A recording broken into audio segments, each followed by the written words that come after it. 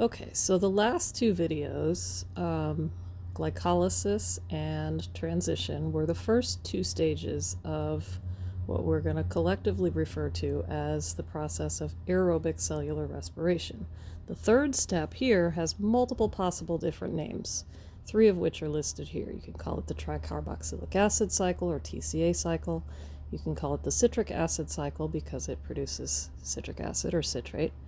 And you can call it the Krebs cycle. And this particular reaction is a cyclical reaction. This is a cyclic metabolic reaction. And going into this cycle are the acetyl-CoA enzymes that were made at the end of the transition cycle. And what happens is that this 2-carbon acetyl group from acetyl-CoA combines with a reaction intermediate, a metabolite of the Krebs cycle, and this 4-carbon molecule combines with this 2-carbon molecule to form this 6-carbon molecule, which is citrate.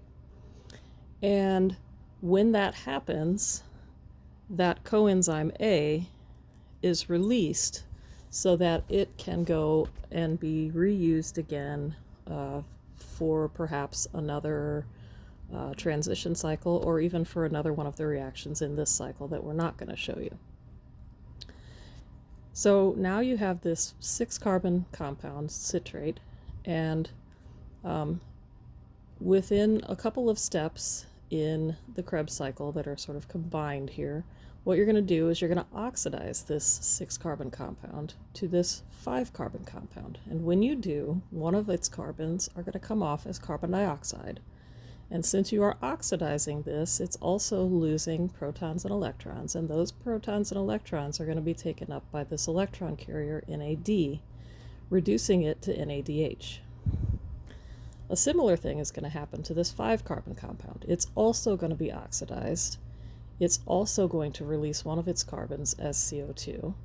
And as it becomes a C4 molecule from being oxidized, its protons and electrons are going to be used to reduce NAD to NADH. Each of the rest of these 4-carbon compounds are similar only in that they have 4 carbons. They are actually very different molecules from one another.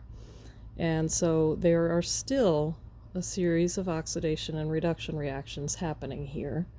And this reaction in particular is one where we're going to again have substrate level phosphorylation. So as this C4 molecule is becoming this C4 molecule, we also have at the same time this reaction happening here, where we're taking a phosphate, a high energy phosphate, off of a different molecule called GTP, which is similar to ATP that we use for energy, except that it has a G instead of an A.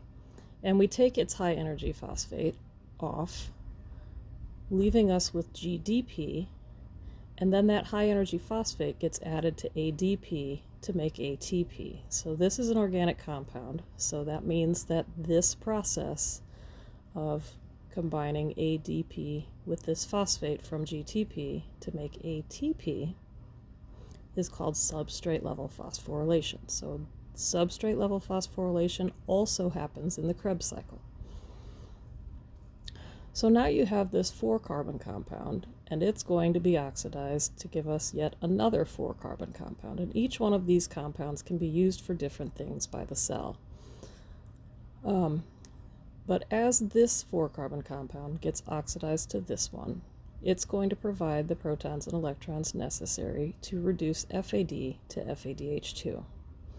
And the same thing will happen here. As this 4-carbon compound gets oxidized to produce this one, its protons and electrons will get used to reduce this NAD to this NADH.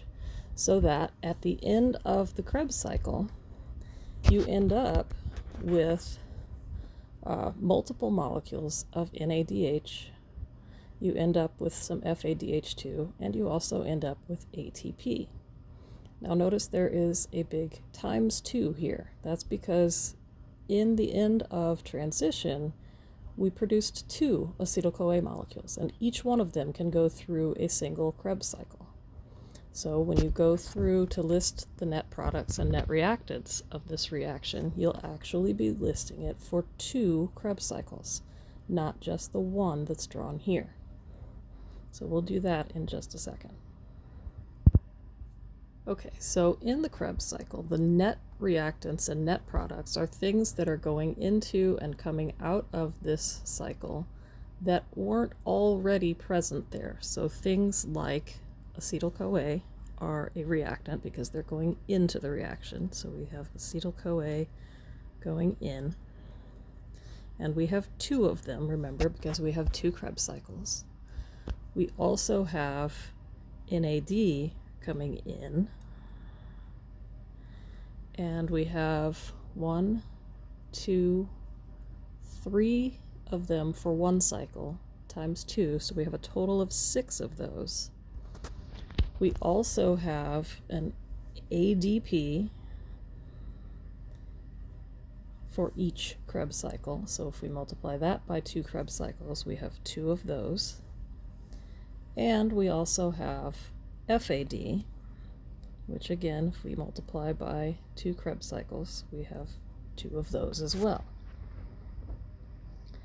And what we end up doing is, as we combine this acetyl-CoA with our 4-carbon compound up here to produce our 6-carbon compound, we're going to give off coenzyme A, 2 of them, 1 for each acetyl-CoA. And as we oxidize our 6-carbon compound to produce our 5-carbon compound, we're also going to give off CO2. And CO2 is going to also be given off from the oxidation of C5 to C4, so there's 2 of them in each Krebs cycle, but there are 2 Krebs cycles, so there are a total of 4 CO2s. Then, as we reduce this NAD here and here and here to NADH twice, 1 for each Krebs cycle, we're going to end up with a total of 6 NADH molecules because we started with 6 NAD molecules and we've reduced all of them, so now we have 6 NADH molecules. And we're going to do the same thing with this FAD. So we have 1 of them being reduced in each Krebs cycle, and there are 2 Krebs cycles, so we'll end up with 2 FADH2s. And then the final part is what happens here with this production of ATP from ADP and phosphate. And so we have 1 of them being produced for every Krebs cycle times 2 Krebs cycles. So total in the entirety of both Krebs cycles, we're going to produce a total of 2 ATP molecules. So these will all become important later as we get to the end, but we have one more process to talk about for aerobic cellular respiration, and that's electron transport.